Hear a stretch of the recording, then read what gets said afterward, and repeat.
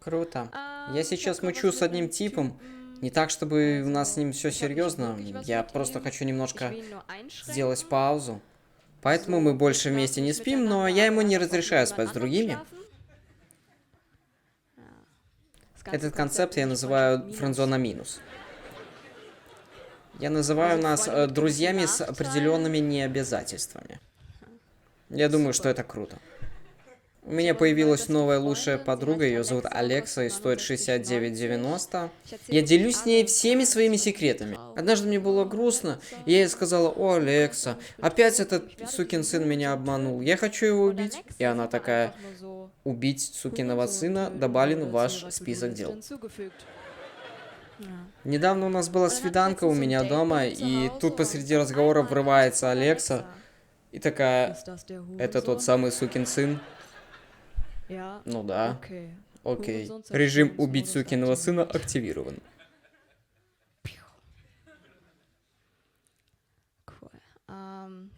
Я одна, одинокая, уже в отчаянии.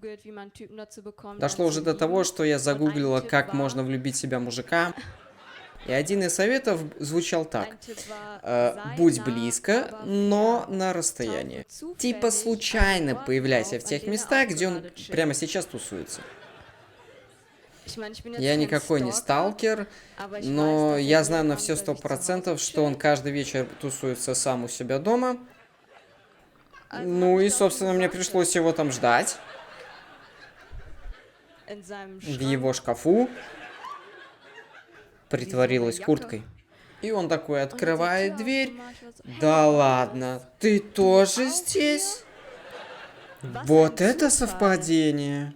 What the fuck, что ты тут делаешь? Ну, я готовлюсь к прыжку в Нарнию. Давай, может, со мной. Недавно я получила фотку члена. Похлопайте те, кто уже получал такие фотки. Посмотрите, Симон хлопает, наверняка тоже получил, да? Угу. Ты так улыбаешься, как будто тебе понравилось. Поделись. Хорошо. Так, ладно, я получила фотку члена, ну и что девчонки делают, когда получают такие фотки? Мы делаем скриншот и рассылаем всем своим подружкам. Проблема в том, что я случайно послала этот скриншот ему же. Ну и надо же как-то выкручиваться. Я пишу ему: «О, посмотри, это же твой член. О, посмотри, как он классно подходит к обоим в моем WhatsApp. Такой же бежевый».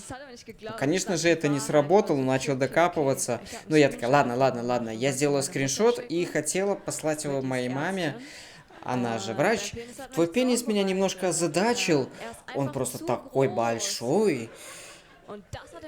И этому он поверил. Ну и, собственно, вот и все. Вопросов больше не было. Недавно у меня был влажный сон, так сказать. Мне приснилось то, что я сижу на унитазе и писаю. Потом я проснулась и поняла, что не настоящим был только унитаз.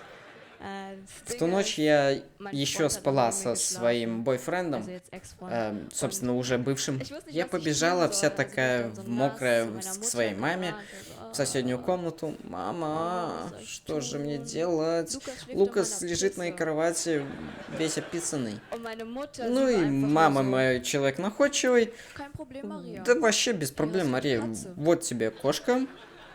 Бери кошку и клади кошку рядом с ним. Спихнем вину на беззащитное существо. Я беру нашу кошку, но походу кошка все просекла. Она увидела лужу, почему-то не захотела в нее ложиться, зашипела на меня, поцарапала и свалила к себе обратно. Я снова иду к своей маме. «Мама, что же мне теперь делать?» Моя мама находит выход из любой ситуации. Она просто легла рядом с ним. Да, у нас все общее. Наверное, все-таки это не самая лучшая идея. Он проснется и увидит рядом мою маму, которая совсем немножко припустила лишнего. Поэтому я приняла единственно верное решение. Я взяла 2 ведра воды и вылила их на него. Все это, конечно же, я сняла на камеру, выложила потом на YouTube заголовком «Ice Bucket Challenge не удался», парень испугался и описал всю кровать. Спасибо!